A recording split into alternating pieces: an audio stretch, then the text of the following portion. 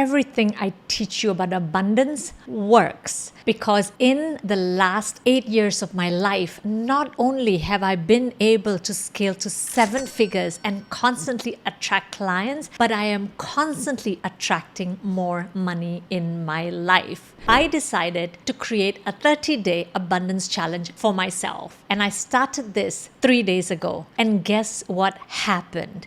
In the last 2 days, I attracted 4 clients. And yesterday, out of the blue, my sister came to me and gave me this envelope and said, my aunt who left town 6 months ago gave her some money for me, but she forgot to give it to me. And she gave it to me yesterday. So if you think abundance is just something I talk about and abundance is something that I just create and it's just a mindset shift, I am telling you, it is not just a mindset shift. It is something that shifts your outer environment, your physical reality, because when you shift your energy, you shift your reality.